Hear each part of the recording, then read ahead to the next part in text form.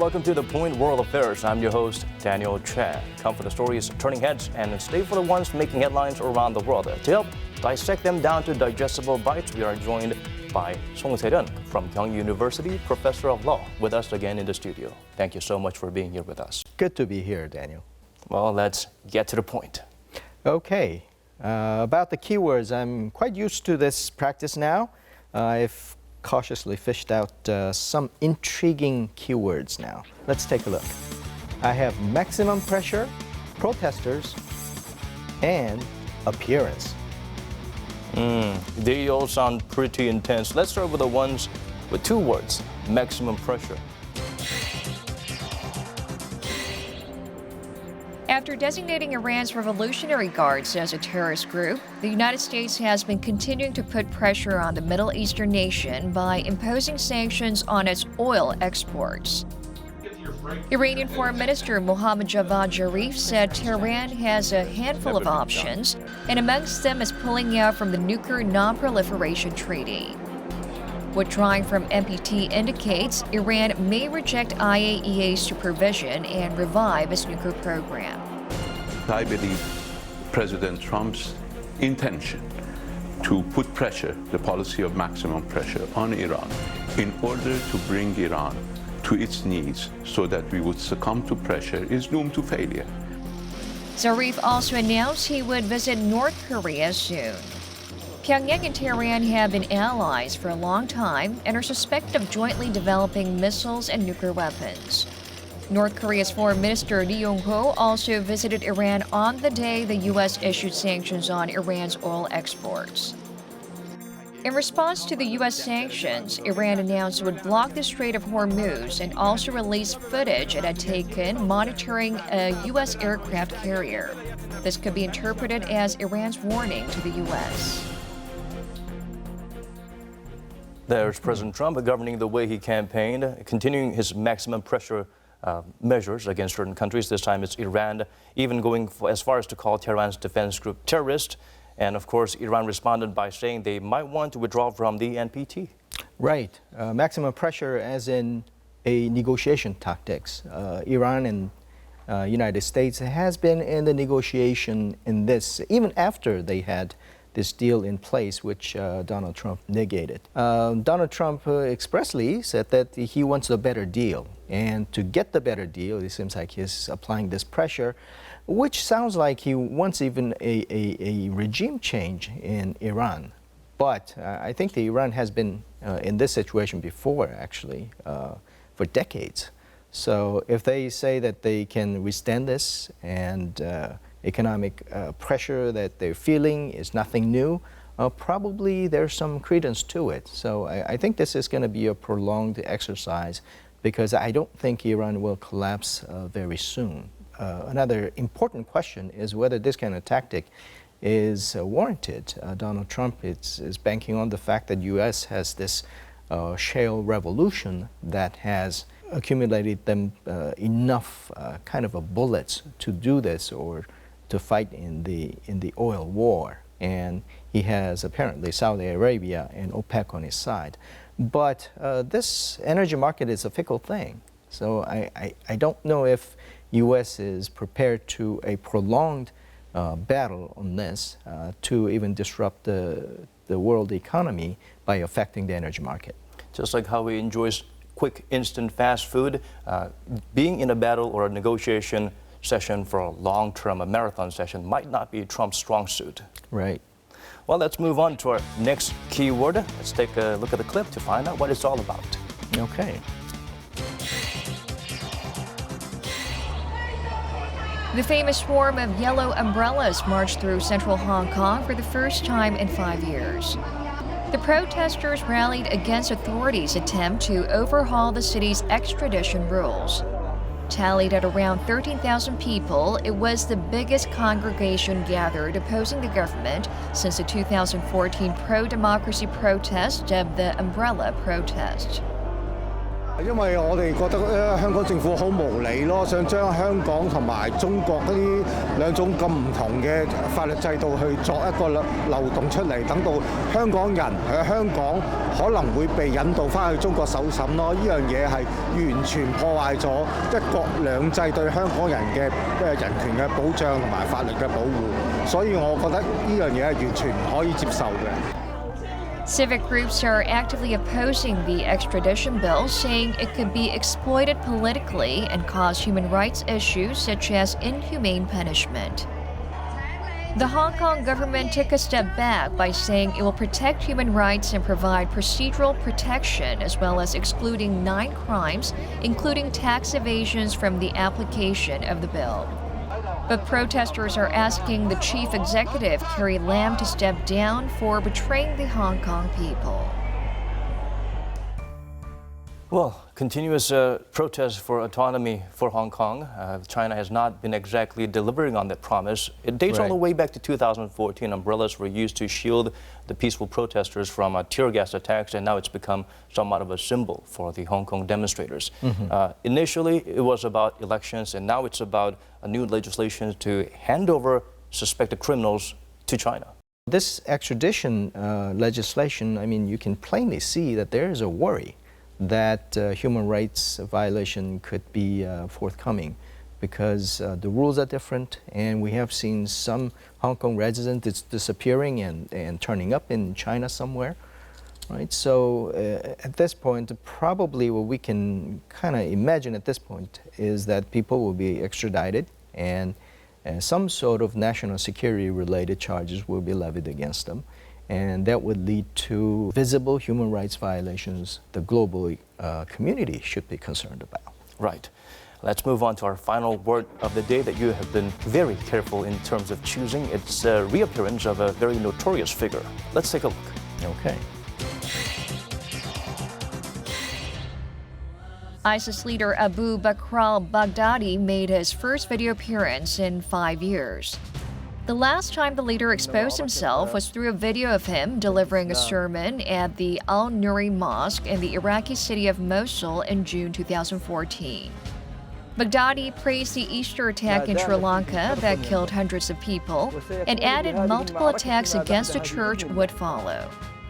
وأما إخوانكم في سريلانكا فقد أثلجوا صدور الموحدين بعملياتهم الانغماسية التي أقضت مضاجع الصليبيين في عيد فصحهم ثأرا لإخوانهم في الباغوز. The new video indicates Baghdadi is alive and still in control of the terrorist group despite the continued defeat. Baghdadi made a 55-minute speech last August to urge followers to fight on and carry out attacks around the world. Previously, the U.S. government put a $25 million bounty on the ISIS leader's head, the same amount offered for al-Qaeda's former boss Osama bin Laden. So, with his appearance and his little speech, would it motivate followers of ISIS to carry out more attacks? I think that's the worry. You know, we had a report that he was seriously injured and he had to cede his control to his followers. Right, some even assumed that he was gone for good. Right, but it looks pretty healthy at this point. And fat, according to some experts, which would anger his followers who are suffering and struggling. That is true. But this is potentially a very bad news for global security, because even if the caliphate is gone, there are remaining fighters, and today's the struggles or extremist tactics, there's no defined front to fight for. And as we can see in the Sri Lankan terror attacks, we can expect that if they are active in their small cells, terrorist attacks can happen anywhere in the world. So the world is not safe just because the caliphate has fallen. And now there is some indication that his appearance might be linked to a kind of a competition between the extremist groups in Islamic countries, notably Al-Qaeda. Al-Qaeda. It's about brand recognition. Right. So if they escalate their aggressions by competing with more brutal tactics and terrors, probably this spells very bad news. We'll have to wait and see if this is about bravado or desperation, or if this is indeed some type of a recruitment scheme. Hopefully, the media around the world and people around the world would not give him what he wants, which is more attention. Right.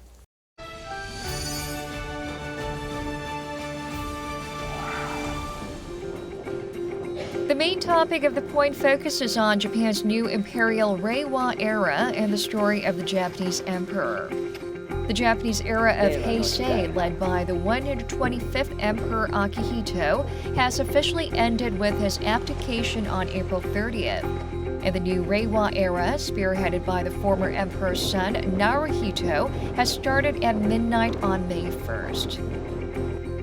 常に国民を思い、国民に寄り添いながら、憲法にのっとり、日本国および日本国民統合の象徴としての責務を果たすことを誓い、国民の幸せと国の一層の発展、そして世界の平和を切に希望いたします。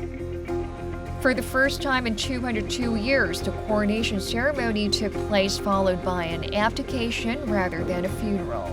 To celebrate the new era, the festive vibe is in the air everywhere in Japan, with this 10-day holiday still getting underway. The Japanese people have high expectations for the newly crowned Emperor Naruhito. Just like his father, who made extreme efforts to prevent wars in Japan, he's known as a moderate pacifist. それで平和な時代であったということがまたこれからも続いてもらいたいですし、上皇退位の時にお話ししてました。やっぱり思いやり助け合い、それができる時代であってほしいですね。All the Japanese people and the whole world are paying close attention to the new Reiwa era and the new emperor. Well, this is our main segment of the week. I think we'll have a lot to cover. We have two big figures, but I think most of the spotlight will fall on the emperor who steps down, who breaks convention. Akihito is known to have done that. He believes that it is also tradition to make new ones. Apparently, he was the first to kneel with the people during hard times, an emperor, and also marrying a commoner and being a pacifist and going against the grain of Japan's pride, saying they were wrong to have started wars with the world. Right. Him stepping down at this point apparently has a pretty good reasons. As he said, health reasons. He has been in the throne for 30 years or more, actually 31 years.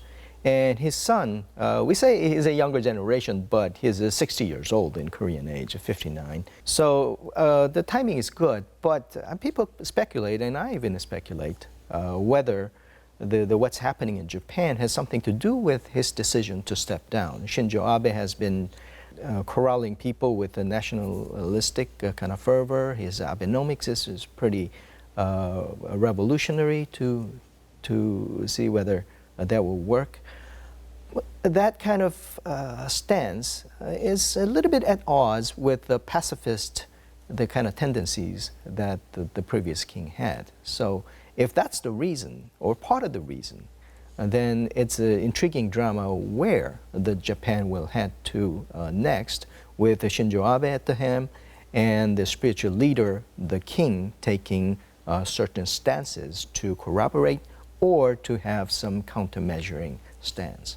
Right, checks and balances, or a collaboration, saying maybe it's time to go back to our roots. It is deeply rooted in the Shinto religion, and they want to stick to nationalism in some sense if the emperor is to do what he was designed to do in the past. Right, royal family is always an intriguing one, but the oldest royal family, Japan, has been mired in a little bit of infighting, which is not really made public so much, but we know that has been happening.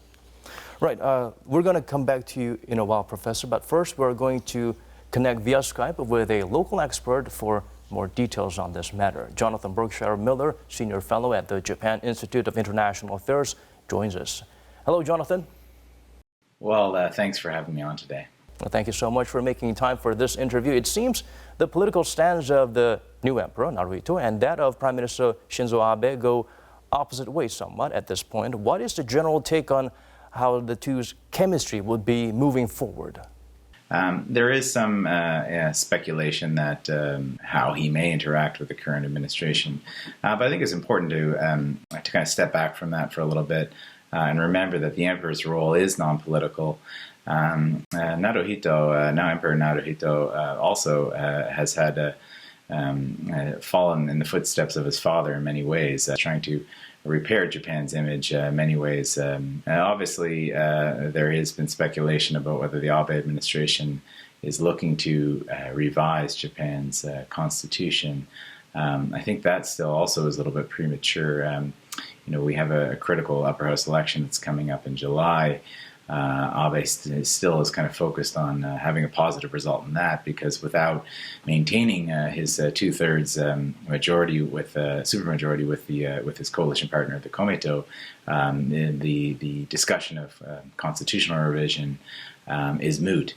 And that is kind of one of those kind of inflection points, of those that point of potential contention that some media point to when looking at the Imperial household versus the Abe administration. So, frankly, I'd rather take this period to reflect on the legacy of former Emperor Akihito, and also celebrate the new era that we have now in Japan, rather than thinking too much about the political sensitivities at this juncture.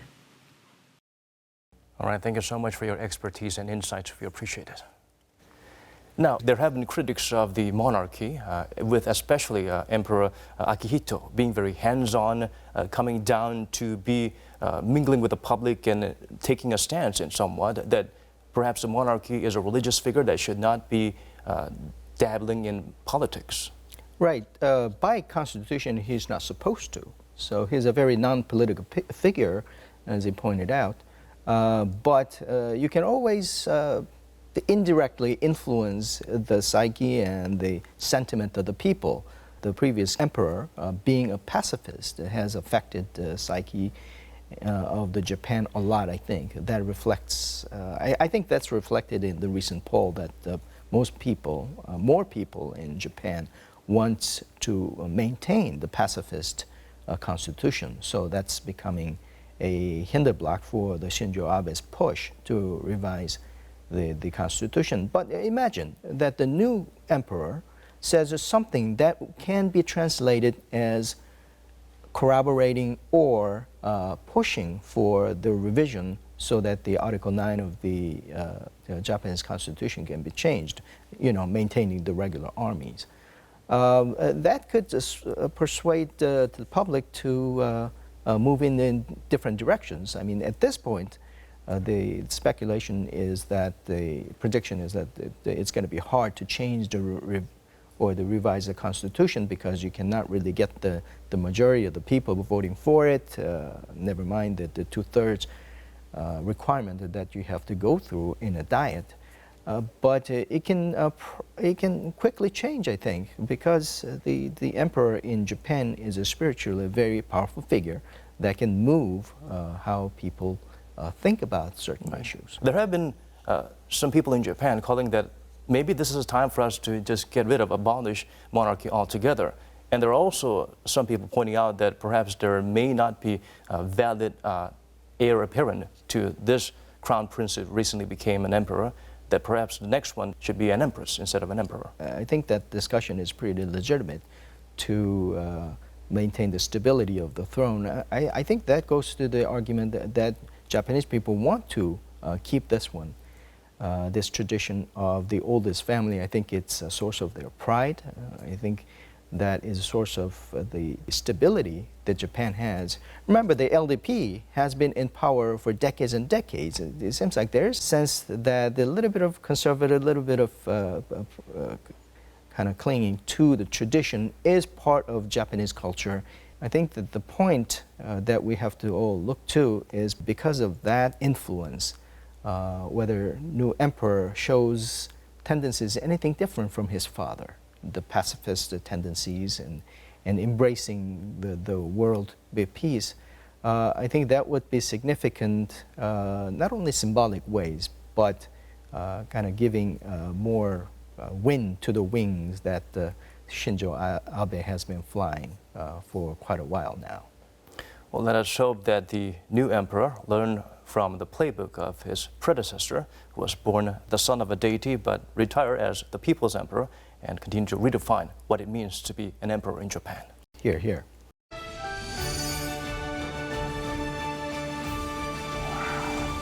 Right, it's time for us to spin the globe and find some of the interesting happenings around the world. Let's travel to some other corners of our globe.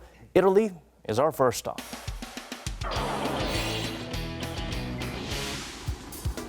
Meet Dario Gambarin, a man with many different titles, a land artist and a tractor owner, so mainly just those two.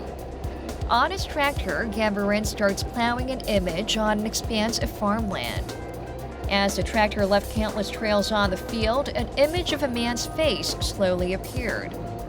The finished artwork turns out to be a portrait of Leonardo da Vinci, one of the most significant figures of the Renaissance era. After 8 hours of prolific and artistic labor on the field, the land artist completed the portrait commemorating the 500th anniversary of Da Vinci's death by inscribing the number 1519, the year the Renaissance man passed away. The stellar artwork would not last long since the field will be used to cultivate crops, so you better get going. Next, we fly over to Brazil. Models are strolling through the runway at a fashion show in Brazil. A male model walks up the runway and all of a sudden, with the sound of a thud, the whole room is puzzled out. The model collapsed as he lost consciousness. After receiving emergency treatment at the site, he was quickly taken to the hospital where he was later confirmed dead. The model was a 26-year-old Tail Suarez who had no medical condition and was in healthy condition to take part in the show, according to his management company. We send our deepest condolences for the tragic death of Suarez. Next, we fly over to US of A. Firefighters are pushing themselves as deep as they could into the storm drain. After a while, ducklings got plucked out from the murky water one by one. The stranded little birds were trapped in the drain in a golf course in Florida while swimming freely in the adjacent pond with their mother. Firefighters reportedly lured the ducklings by playing the clip that had the sound of their mother calling to her babies. 10 ducklings were all rescued that day, and it put a big smile on the fire crew's faces. It's another story to be thankful for the firefighter service to the community. Our next stop is Taiwan. An artist holding the paintbrush and a model posing wearing an oxygen tank under the deep sea. Russian artist Olga Belka specifically chose she do this painting 30 meters under the water. Surprisingly, Olga says it's much tougher to paint in shallow water. If I sit in 1.5 meters, it's twice more difficult because waves going up and down, and it's very difficult to fix. You fly left and right with all canvas and all paints and everything. The artwork created through meditation, painting, and scuba diving was exhibited at the Taipei Art Fair. Audiences would have enjoyed not just the aesthetic value of the work, but also her relentless passion. Finally, we head to the Democratic Republic of the Congo. Selfies taken with two gorillas went completely viral on social media. Just like humans. One of the gorillas has his hands to his back and a straight face while giving a casual stare down at the camera lens, while the other one looks more eager to be in the shoot, pushing his face into the frame. The photo was posted on Facebook by Virunga National Park with a request for sponsorship. With the image earning more exposure than the park initially expected, a donation of more than $6,000 was raised. The heartbreaking story about the gorillas is that they were orphaned soon after they were born, as poachers killed their mothers. Now, artists, I have many relatives who are artists, and it's hard to comprehend how their mind works. And it looks like they see a canvas when they see tractors, fields, and even underwater. Right, apparently he has too much time in his hand, right, in between the farming seasons, I guess. But I think it shows that if you have willingness, will, and free time, and your creative mind works to create this pretty appreciable art, I like it. Right. Usually it's about the final product itself, but this time the act of creating the piece seems to be performance art in itself as well. Right, using tractor. Using tractors. Imagine a team up between the tractor user and the underwater painter. It will be a difficult collaboration. Human civilization. We will find a way someday. Well, it looks like that's all the time we have for us and our contents today, Professor. Thank you so much for all your input and your presence today. My pleasure. Thank you. Well, for more, do tune in again, same time next week for a brand new episode of Point World Affairs.